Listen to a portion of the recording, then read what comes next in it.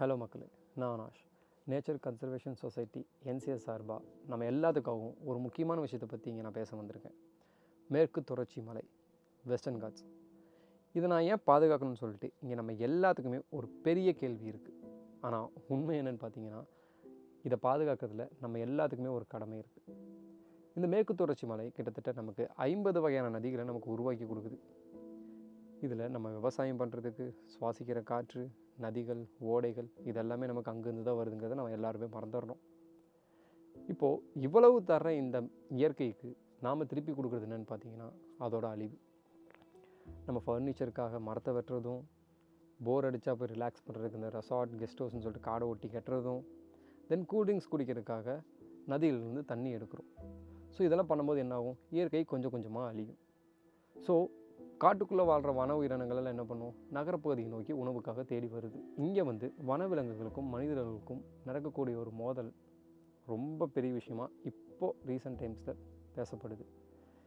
இதை நம்ம எந்த அளவுக்கு குறைக்கணும்னு சொல்லிட்டு பார்த்தோம்னா, நம்ம எல்லாருமே அதுக்காக குரல் கொடுக்கணும், அதை பற்றி பேசணும். இன்னும் காடை அழியாமல் பார்த்துக்கிறதுக்கு நம்ம எல்லாருமே ஒவ்வொரு முயற்சியும் எடுக்கணும். வணக்கம், நான் உங்கள் அதிரதன்.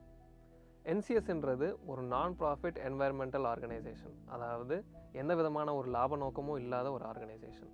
அது மட்டும் இல்லாமல் இது ஒரு citizen action group, wild life and environmental management கன்சல்டன்சின்னு பல பரிமாணங்களை கொண்ட ஒரு சங்கமாக இருக்குது.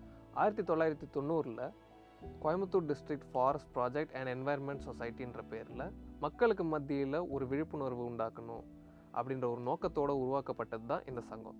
கடந்த ஒரு 44 வருஷமாக ஃபாரஸ்ட் டிபார்ட்மெண்ட்டோட சேர்ந்து பல இனிஷியேட்டிவ்ஸை முன்னெடுத்து வந்துட்டுருக்காங்க. நான் இனிஷியேட்டிவ்ஸ்னு சொல்லும்போது உங்களுக்கு தோணியிருக்கும், அது என்ன இனிஷியேட்டிவ்ஸ் அப்படின்னு.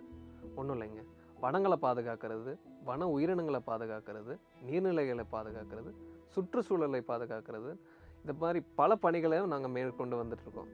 காடு நம்ம எல்லோரும் நல்லா வாழணுன்றதுக்காக கடவுள் கொடுத்த ஒரு இயற்கை வளம். ஆனால் அந்த இயற்கையை அழிச்சுட்டு தான் நம்ம வாழ்க்கையை வாழ்கிறோம். அந்த இயற்கையை அழியாமல் பார்த்துக்கிறது தான் என்சிஎஸோட நோக்கம். அழிஞ்ச காடை நம்மளால் திருப்பி உருவாக்க முடியாது. இருக்கிற காடுகளை அழியாமல் பார்த்துக்கிறது நம்ம எல்லாரோடைய பொறுப்பு.